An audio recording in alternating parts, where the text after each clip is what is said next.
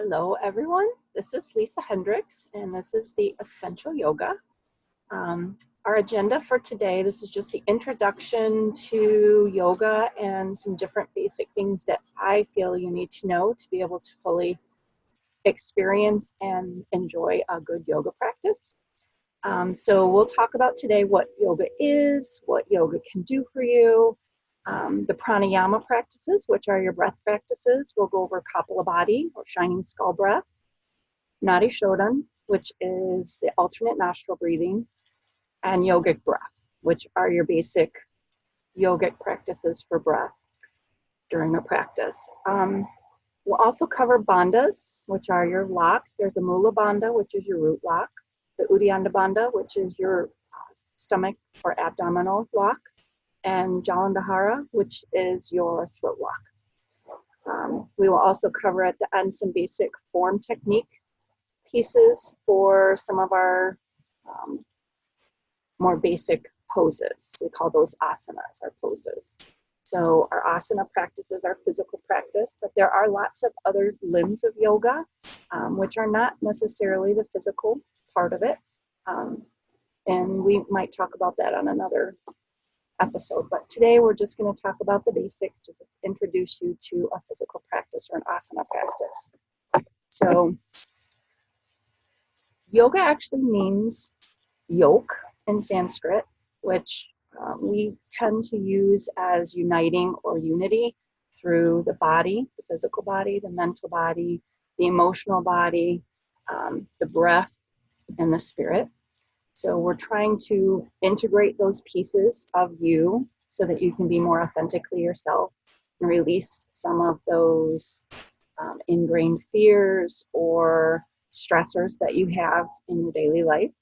It helps us become more mindful about what we're experiencing and how we're reacting to what we're experiencing in our daily lives. So when we do this well, yoga can give us our physical body the strength, the balance, and the flexibility that we need to improve our physical health while releasing stress, bringing us to a more mindful, integrated state, emotionally, mentally, and letting our nervous system come back into balance. So basically we have two states in our nervous system, the parasympathetic and the sympathetic state. The sympathetic state is kind of in our modern lives a little more active, and that was historically meant to be only if you were in a state of distress. So it's great for helping you tie down your emotions and everything and just focus for a quick, short amount of time. The general example that most people give is that when we are being chased, we want to make sure that our body is in optimal capacity to get away or to fight. So that releases a lot of stress chemicals in your body, which can be great for the short term if we're really just using it for a quick shot of adrenaline, trying to get pumped up, get through something, gets our muscles primed, it gets our lungs working, helps us to overly focus for a short period of time. But if we're in that state for a really long period of time, it can really cause some damage in our bodies. So we want it to be able to stay mostly in a parasympathetic state, which is our rest and digest state. So that's when our body does healing, it digests and utilizes nutrients, and it can start healing all of the little parts in the cells so that when our cells replicate, they're replicating a more perfect cell instead of a damaged cell. So we definitely don't want to be in that fight or sympathetic state as much as we are in our modern lives. So yoga can help us recognize when we are in that state, and it can give us the tools to help us rebalance into that parasympathetic state, especially when we're trying to sleep or rest or eat some food. We definitely don't want to be under stress when we start our lunch break or when we're eating dinner. We want to make sure that what we eat is utilized well, and we don't just shuttle it out of the system because we don't have the capacity in our body to use our digestive system properly. So over time, using these techniques in yoga, especially the pranayama or breath techniques, you can use those to help you become more relaxed and more able to heal your body and adjust your hormones and all the things that you need to do to live your best life. So our next thing is actually looking at our pranayama practices. So generally Kapalabhati is the practice that most yoga people will start with, or yoga classes. That's our shining skull breath. It's very energizing. It releases toxins and it prepares your lungs to use its full capacity during your yoga practice. So during our pranayama Kapalabhati practice, we are using our diaphragm. And the example that I like to give to people that helps them understand what part of the body this is using is the diaphragm, is when you're blowing your nose. When you blow your nose, you're kind of using that diaphragmatic exhale. So I'm going to come up a little bit so you can actually see my diaphragm. So right here is where we want that to come from. So when I exhale, we're not using our belly, we're using the top of that belly right underneath the rib cage, the diaphragm. And we're just going to continue to exhale or contract that area. And then when we release, a little bit of air will come back in, but we're really not focusing in on the inhale. We're focusing mostly on the exhale. And generally we do between 10 and 40 breaths in one round. So if I do 10, it would look like this.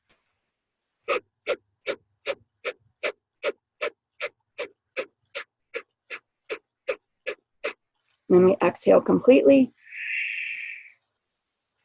and then bring it back to our inhale.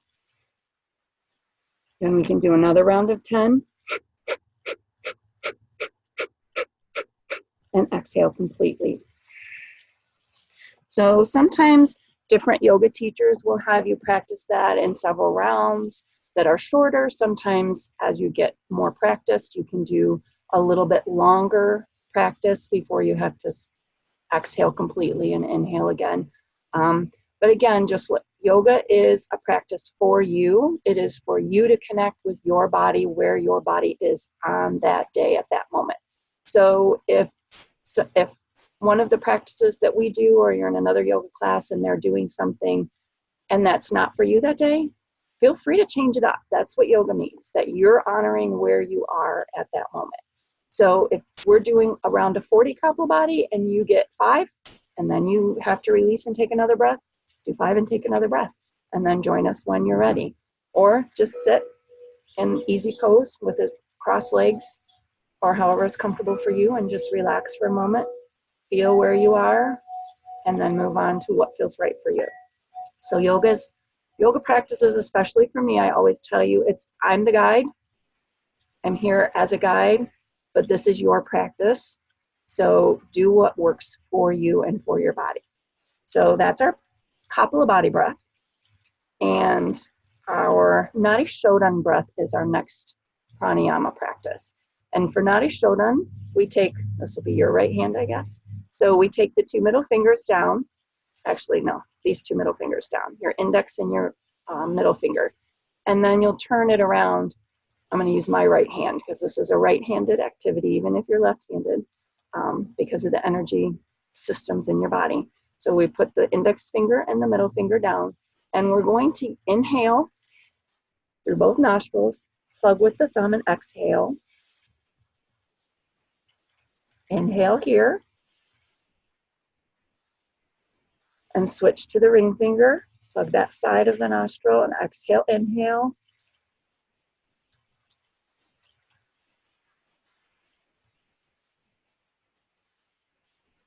And switch to the thumb, exhale, inhale.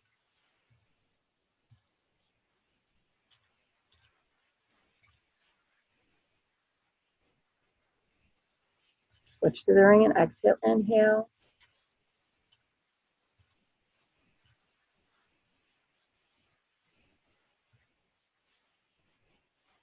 And then as we finish, we release and exhale through both nostrils. And the purpose of Nadi Shodhana is to rebalance that nervous system.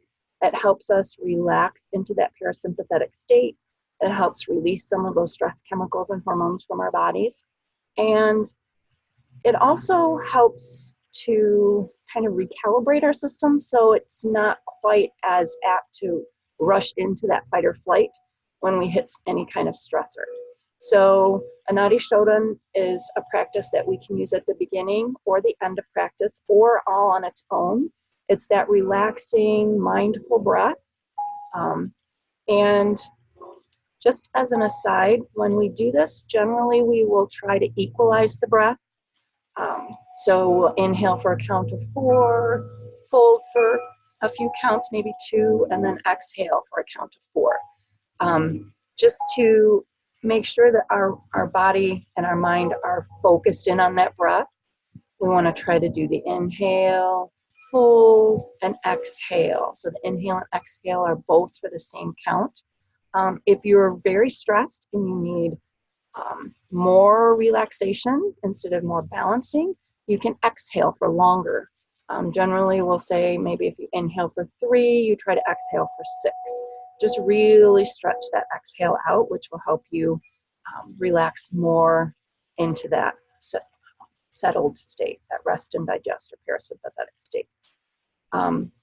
Now, our third pranayama practice that I'll talk about today is our yogic breath, and that's a staple during our practices. So our yogic breath has 3 parts.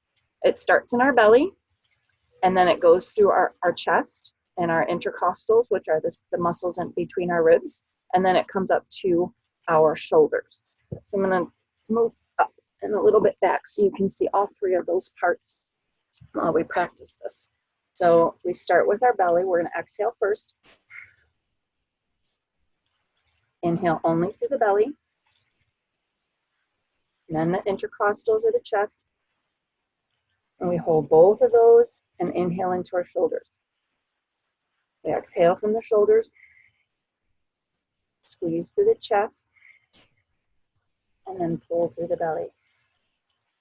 Inhale belly, chest, and shoulders. Exhale shoulders, chest, and belly. And we're going to lengthen that. Inhale belly, chest, shoulders. Exhale shoulders. Squeeze the chest. Pull in through the belly. So our yogic breath does 2 things. Helps us become more mindful, and it helps us use our full lung capacity. So a lot of times when we're stressed, we tend to breathe through the top part of our shoulders or the top part of our chest. And we really need to start focusing on bringing that breath all the way into the belly so that it can be deep and rhythmic instead of short and shallow. That's what creates a lot of that feeling of tension in your body when you're stressed, is that shallow, quick breath. So our body releases through that tension when we take some slow, deep, rhythmic breaths. So we'll use that during a lot of our practice, especially when we start getting into some poses that might be a little more challenging and your body wants to tighten up and it wants to start bringing that breath back to that shallow and quickness. We want to try to breathe into that pose and allow our body to release and relax into each posture. So the next thing on our list was bandhas. Bandhas are our locks. We have 3 main bandhas. The first one is Mula bandha. That's in our root. We call it the root bandha. A lot of times this gets related to a Kegel, but a lot of times people know what a Kegel is and they don't really understand what it's supposed to feel like. So they just squeeze everything really hard. And that's not really what we mean. We want to try to isolate those pelvic floor muscles. So to me, it's more like stopping the flow of urine if you were in midstream and just kind of squeezing enough to stop it and just holding there. You're not really contracting and squeezing really hard. You're just pulling in and up through that pelvic floor. So for men, it's the same thing. It's pulling in and up. So we should be feeling a strength in that area, but we shouldn't feel like it's something we're squeezing so hard that we can't hold. It should be, at first it might be a little uncomfortable to hold for a long period of time, but you should be able to feel stable enough to hold it for a little while before you have to release. And that's going to give you a lot of stability for your lower back, for your core, so that you can be safe in a lot of the yoga poses that we do during practice. So that Mula Bandha is just pulling in and up into that root, into that pelvic floor. And we're not squeezing, we're just gently contracting those muscles. And those, again, are muscles that you can use in lots of other exercises to really hold good form and to strengthen and stabilize your core and your lower back so that you are safe when you're lifting weights, when you're squatting, when you're moving in any plane, when you're bending over to pick things up. Use that Mula Bandha to help you stay safe during those exercises. Our second one is our Uddiyanda Bandha, and we worked a little bit with the diaphragm earlier. Uddiyanda Bandha is similar to that, but we're not going to contract our stomach and our diaphragm. We're just going to, again, pull in and up, like you're pulling your belly button in toward your spine and up toward your ribs. So once you have, and generally we'll try to do all of these bandhas, at least Mula Bandha and Uddiyanda Bandha, the root and the abdominal locks together during our practice. The third one is our neck lock or throat lock. And that one is not used in all of the poses like we try to do for the other two, but it is definitely helpful. So try first just pulling in your Mula Bandha in and up to the pelvic floor gently, and it should help your posture too. Also, add to that, keeping that Mula Bandha, add to that your Uddiyanda Bandha, which is pulling that belly button in and up. Again, really good for your posture. Just practicing these two bandhas helps hold your body in the correct position for good posture. And then the Jalandhara is our throat lock. And one of the other pranayamas that we'll talk about later that's not one of the main ones that we practice today is our Yogic Breath, and that uses the Jalandhara throat lock. So basically we're constricting the throat. Again, it's a soft constriction, it's not a squeeze. So sometimes we'll just say, take a breath in, the full yogic breath, belly, chest, and shoulders. And you can see it's already starting here. And I just tilt my throat down, tilt my chin down toward my throat and my chest, and it helps lock that in place. And you can kind of hear that in my breath. It's a little restricted. We can also practice it without tilting our head down and just constricting through that throat muscle. I try to, when I was teaching kids, I would tell them it's kind of like that fake snore sound that you make.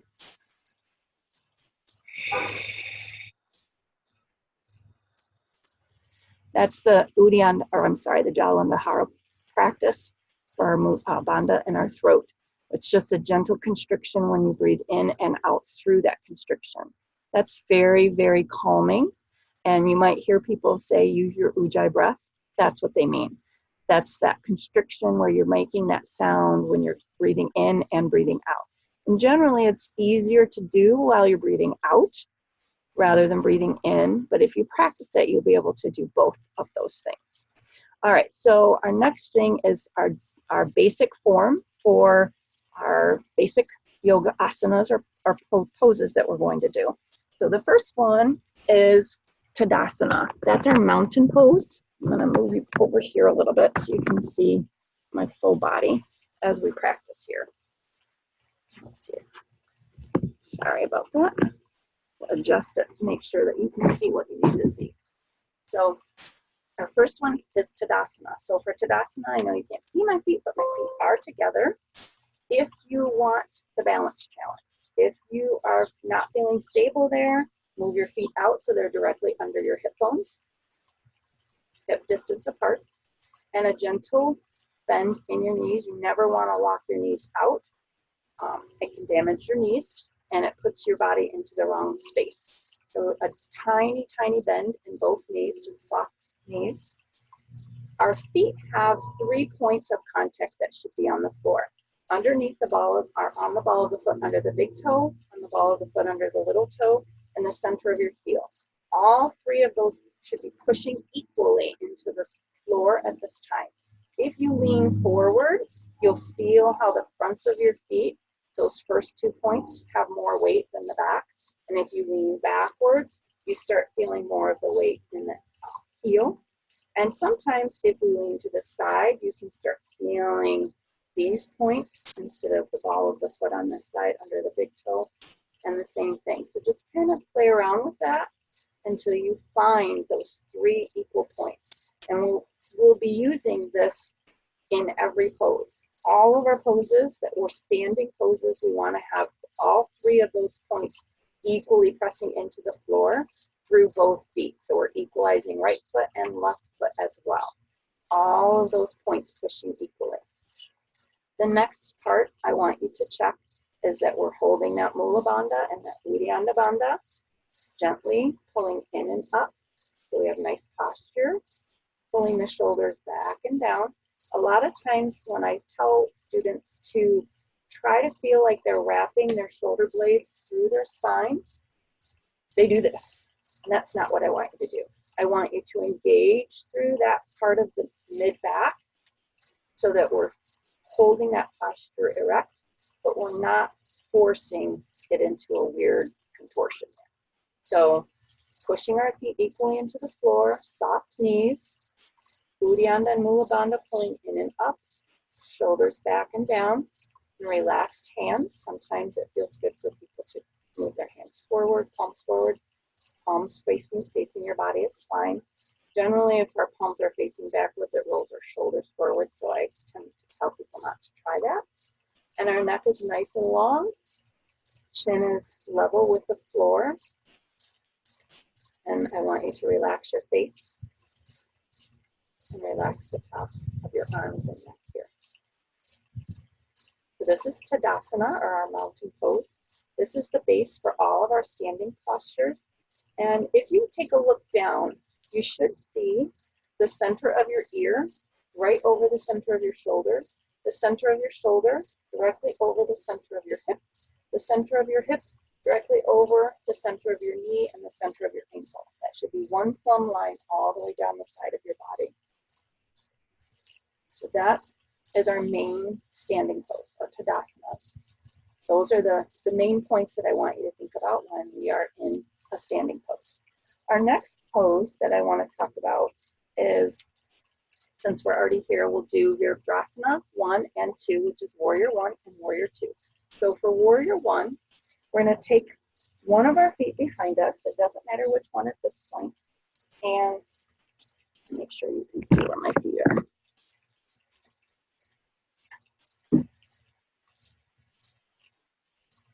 So one of my feet will be facing toes forward, and my other foot is directly behind that foot. If you're having some stability issues and your balance isn't good, you can push this off to the side. So one of your feet can be on one side of your mat and the other foot on the other side of your mat. Gives you some more stability. But we want to work toward them being in one straight line so the heel is in line with the arch of the other foot. The second thing I want to talk about is when we are in this position, we're going to come down into this knee in the